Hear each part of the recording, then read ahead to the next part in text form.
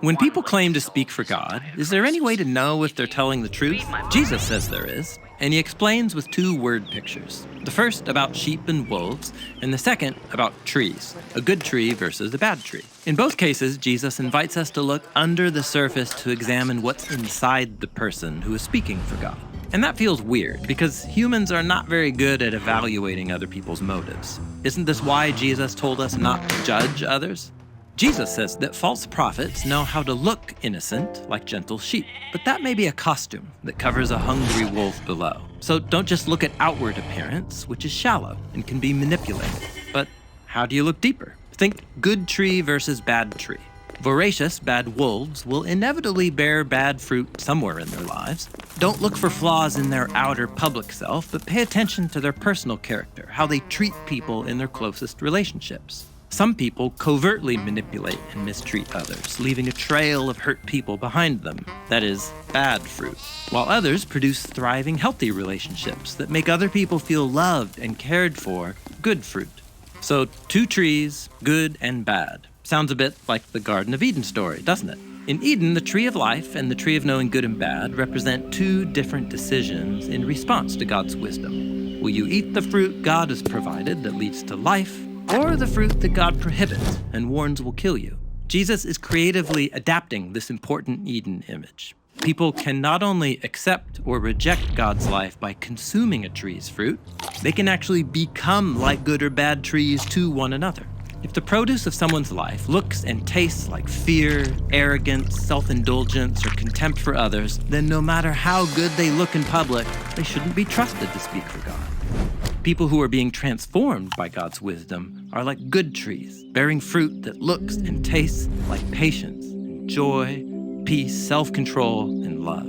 If someone claims to speak for God, Jesus says, pay attention to their relationships, to see the fruit of their lives, and you will discover everything that you need to know. Our mission at Bible Project is to help people experience the Bible as a unified story that leads to Jesus. We're able to give away for free everything that we make because of generous people like you all around the world. You can see our entire video library, check out all of our resources, and join us at BibleProject.com.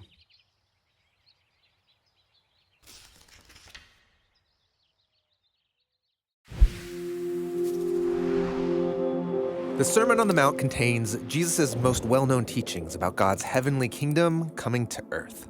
It begins with an announcement that God's kingdom is coming to the people you would least expect. The entire middle section invites us to reimagine how we relate to God and other people. And in the final part, Jesus gives us a choice about how to respond. He gives us three images, and we're going to look at the last one, a warning about what type of house you're going to build. So then, everyone who hears these words of mine and does them, they will be like a wise man who builds his house on the rock. So what's this rock? Well, earlier in the sermon, Jesus told his followers that they are a city on a mountain.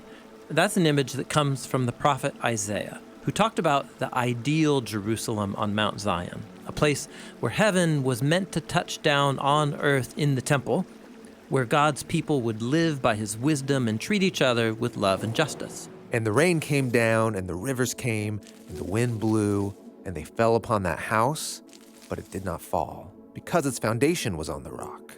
So, a storm is coming? Yeah, Jesus is alluding to the theme of the chaos waters in the Hebrew Bible. So God tamed them in creation, but then when humans filled the land with bloody violence, God allowed the cosmos to collapse in the Great Flood.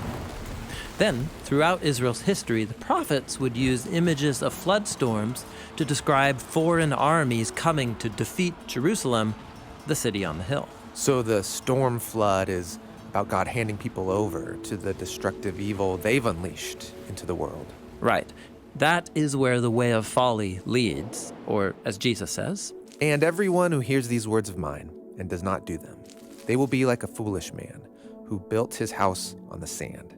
And the rain came down, and the rivers came, and the winds blew, and they fell upon that house, and it fell, and its falling was huge. So, don't build on the sand, build on the rock. Right. And the whole sermon is Jesus teaching us how to build our lives and our communities on that rock. But even so, storms will come? Yeah, sometimes our own decisions might lead to disaster, or other people's decisions can spill over and affect me. And then on top of all that, the ultimate flood of death is coming for us all. But there's a house that will stand. Yes, the whole Sermon on the Mount is an invitation to trust the wisdom of Jesus.